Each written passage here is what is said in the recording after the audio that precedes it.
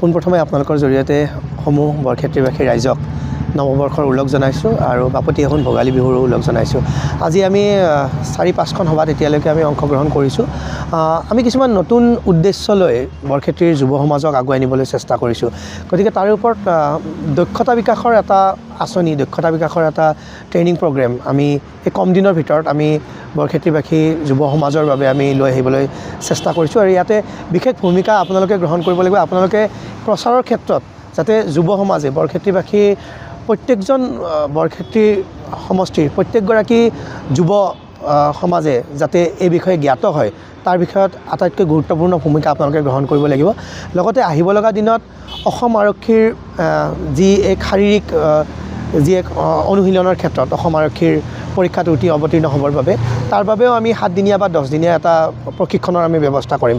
লগতে অসম লোকসেৱা আয়োগৰ পৰীক্ষা সমাগত আমি আশা কৰোঁ যে নতুনকৈ যি পৰীক্ষা হ'ব অসম লোকসেৱা আয়োগৰ তাৰ এডভাৰটাইজমেণ্ট হয়তো নিৰ্বাচনৰ আগে আগে বা নিৰ্বাচনৰ পিছত তাৰ এডভাৰটাইজমেণ্ট ওলাব। গতিকে আমি অসম লোকসেৱা আয়োগৰ ওপৰত আমি 7 দিনীয়াকৈ হ'লেও এটা কোৰ্চ, ফ্ৰী কোৰ্চ এটা আমি বৰক্ষেত্ৰীবাসী যি ষ্টুডেণ্টছ আছে তেওঁলোকৰ বাবে আমি ৰাখিব বিচাৰিছোঁ।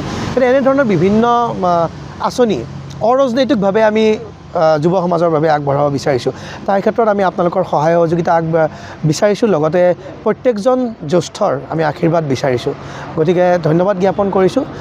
লগতে এটা বিশেষ কথা আমি জনাবলৈ বিচাৰিছোঁ যে অসম আন্দোলনৰ লগত জড়িত যিসকল জ্যেষ্ঠসকল বৰক্ষেত্ৰীত আছে বা অসম আন্দোলনক স্বচক্ষে যিসকল লোকে প্ৰত্যক্ষ কৰিছে তেনেকুৱা কিছুসংখ্যক লোকক আমি আমাৰ যে শ্বহীদ স্মাৰক উদ্যানখন, সেই শ্বহীদ স্মাৰক উদ্যানখন আমি দেখুৱাবলৈ মনস্থ কৰিছোঁ যাতে অসম আন্দোলনৰ সেই স্মৃতি পুনৰ এবাৰ বৰক্ষেত্ৰীবাসী ৰাইজৰ অন্তৰত সজীৱ হৈ উঠে। গতিকে আমি আশা কৰোঁ যে অসম আন্দোলনৰ সেই স্মৃতিক অকল বৰক্ষেত্ৰীবাসী ৰাইজৰ সন্মুখত নহয়, অসমৰ প্ৰত্যেকগৰাকী ৰাইজৰ সন্মুখত লগতে যুৱ সমাজৰ সন্মুখত নতুনকৈ এবাৰ প্ৰতীয়মান কৰিব লাগিব।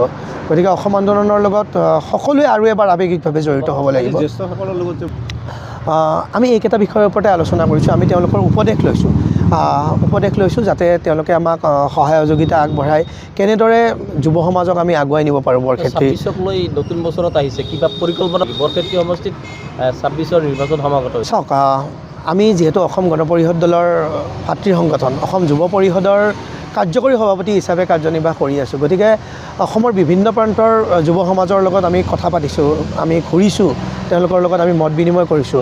আৰু পাৱাৰ পলিটিক্সত আটাইতকৈ ডাঙৰ কথাটোৱেই হ'ল নিৰ্বাচন। গতিকে নিশ্চয়কৈ যদি আমাৰ দলীয় নেতৃত্বই আমাৰ পৰম শ্ৰদ্ধাৰ অতুল বৰা ডাঙৰীয়া, পৰম শ্ৰদ্ধাৰ কেশৱ মহন্ত ডাঙৰীয়া আৰু ৰাইজে যদি বিচাৰে আমি নিশ্চয়কৈ নিৰ্বাচনত প্ৰতিদ্বন্দ্বিতা কৰিবলৈ বিচাৰিম। যিকোনো খবৰৰ বাবে যোগাযোগ কৰক আমাৰ এই নম্বৰত 9181 307 2221।